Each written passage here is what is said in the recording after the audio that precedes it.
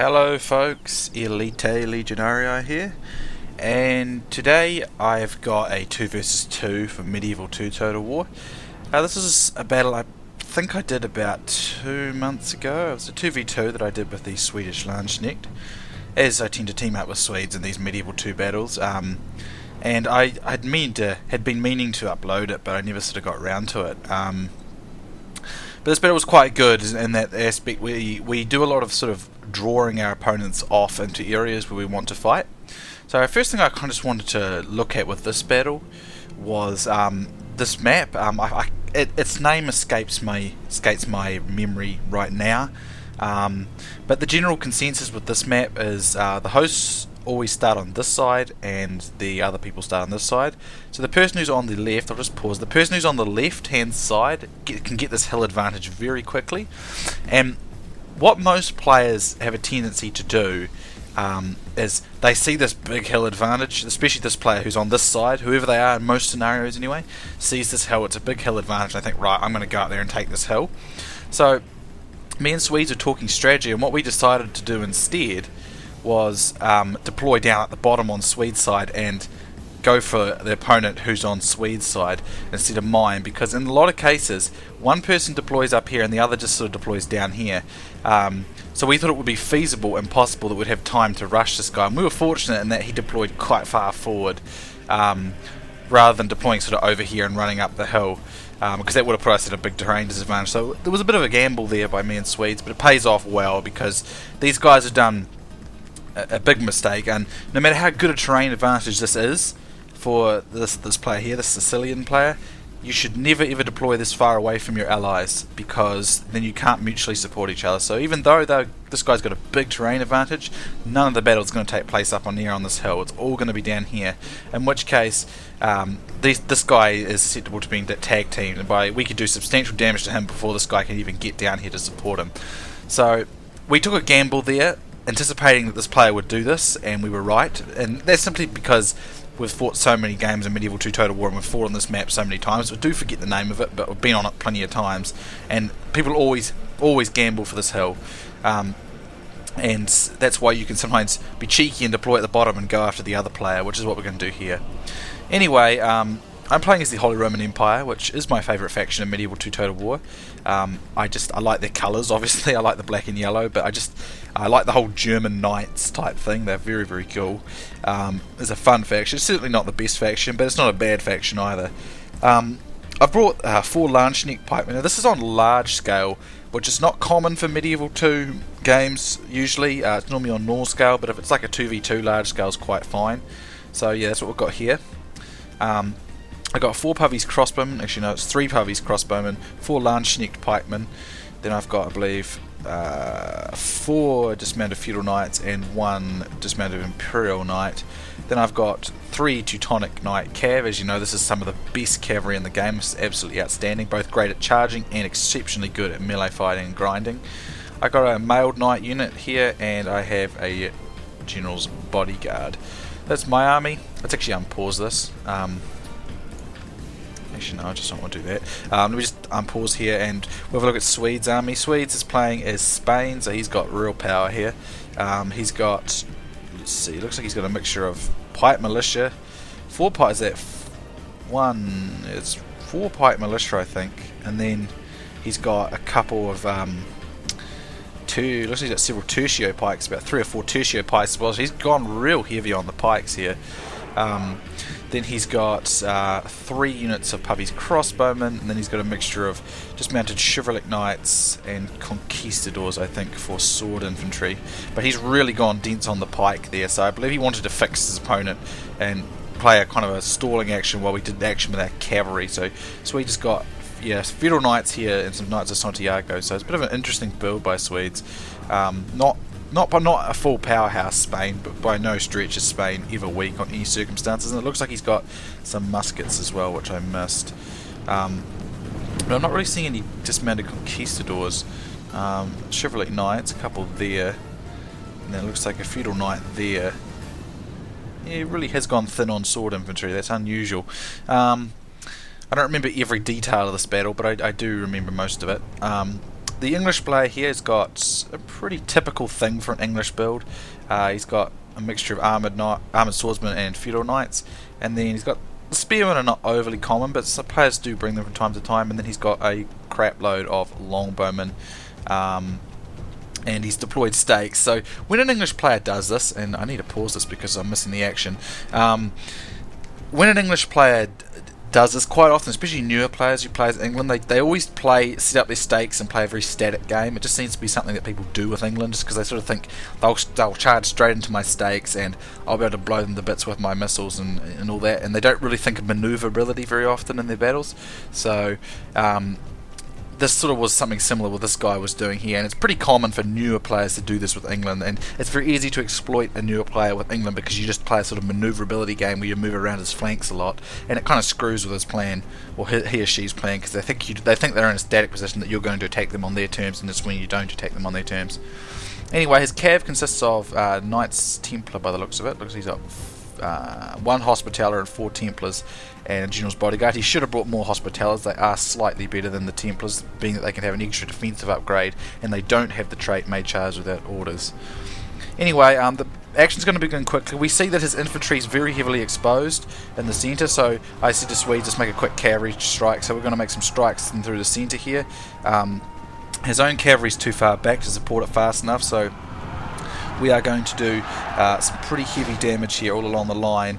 As you can see, a lot of his infantry just got halved, although Swedes actually was intercepted by a few spear units, but suffice to say he did took quite a beating there, lost a number of infantry.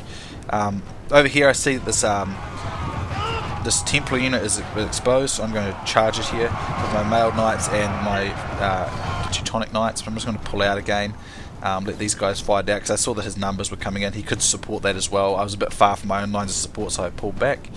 If we look at the Sicilian player up here, he's got a mixture of Hospitallers, Chivalric Knights, General's Bodyguard, then dismounted men-at-arms. Let's see, yeah, just broken lances, mounted men-at-arms. He would have been so much better to have brought Norman Knights. These guys have good stats, but they do not have the morale.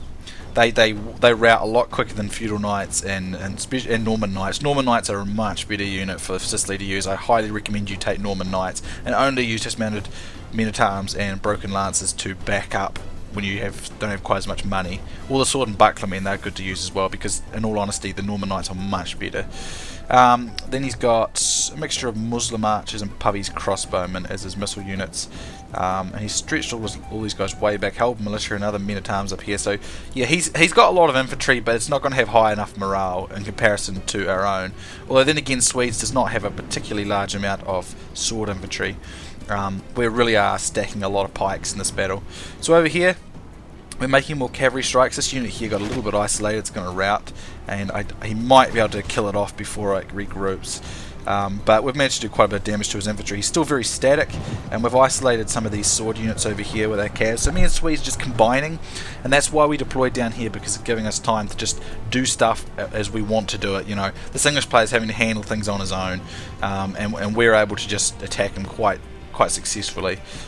He's already lost quite a few men, and the Sicilian player is still quite some way away, and we're just setting up for it now.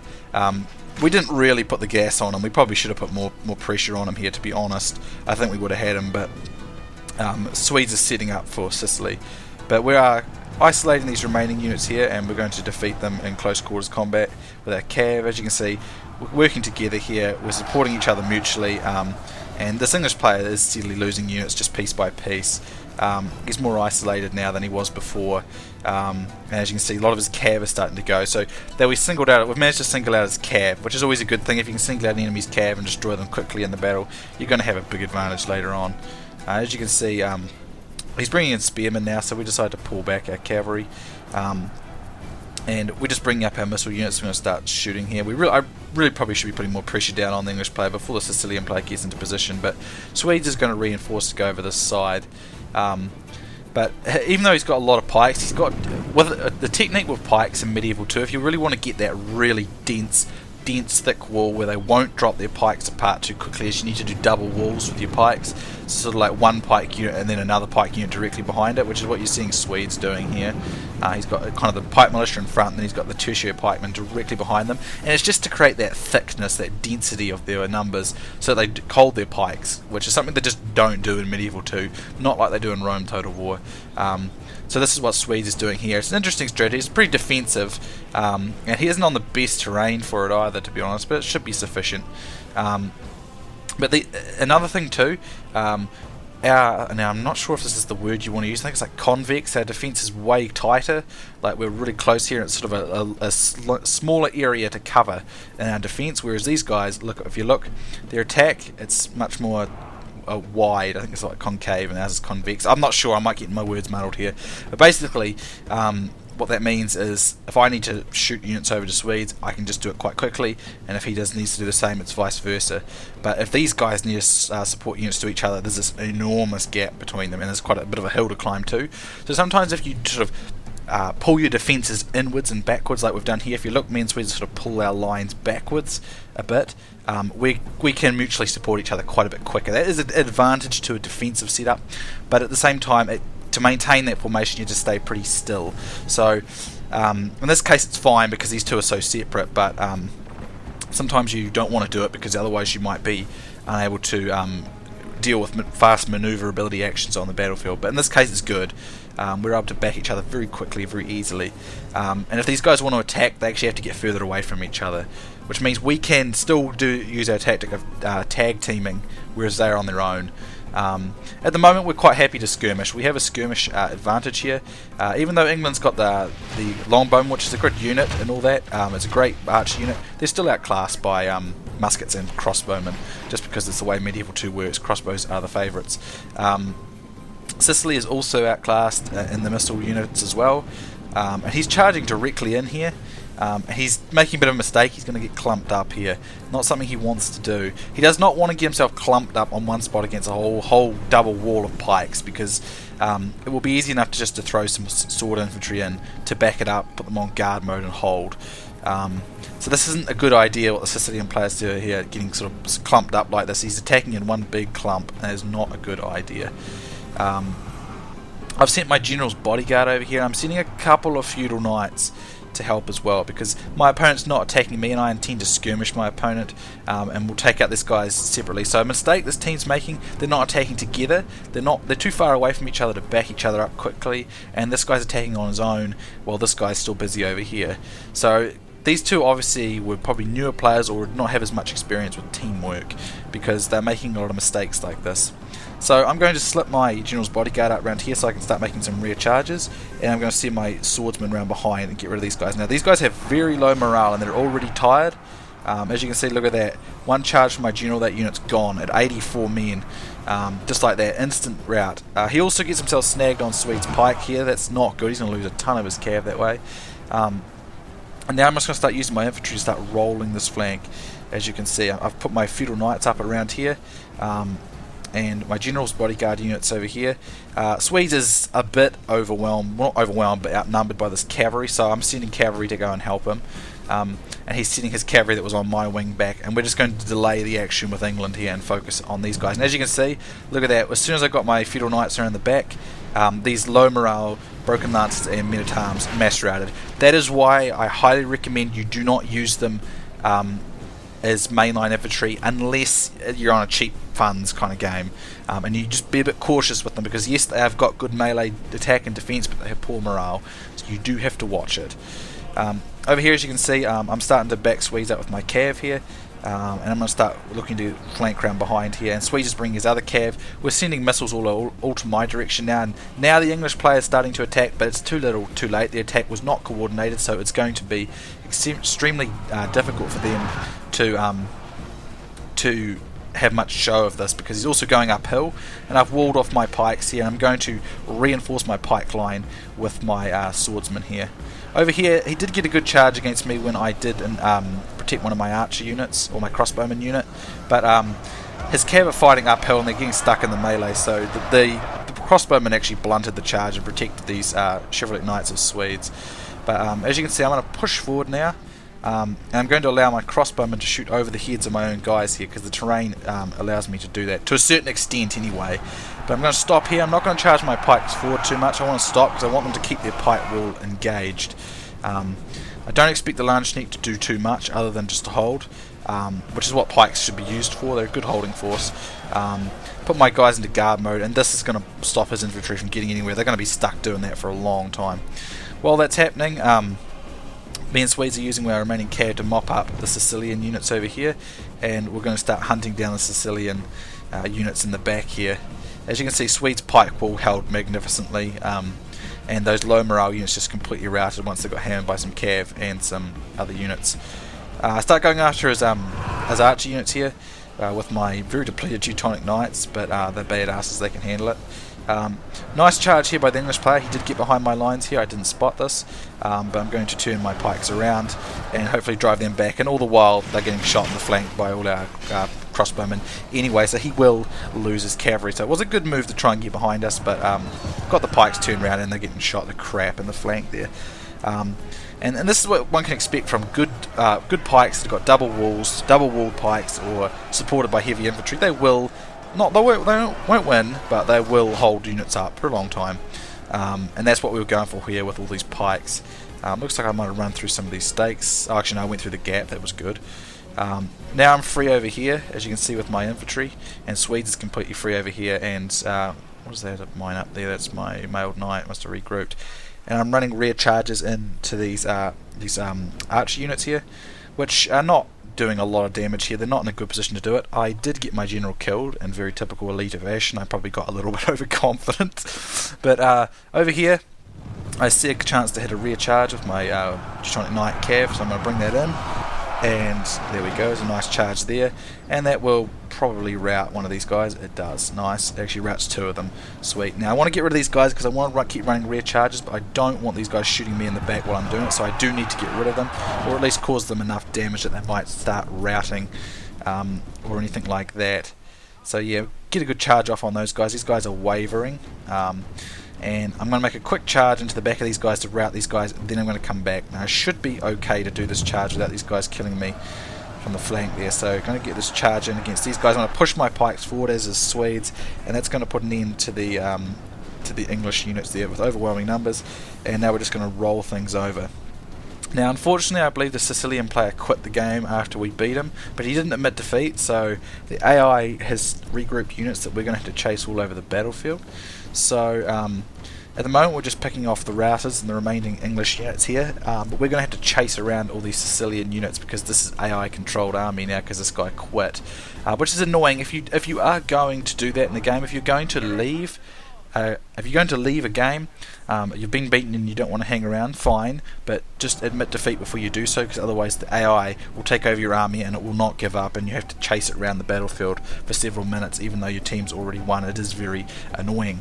So if you are watching this, if you do want to leave a game after you know you've been beaten, at least admit defeat before you go, because it's very annoying otherwise. So while we're chasing these units down, I think I'll just skip out a little bit of the recording here, and I'll come back to the results screen. So I'll be back in a moment, guys. Okay guys, so here's the results screen. It was a heroic victory.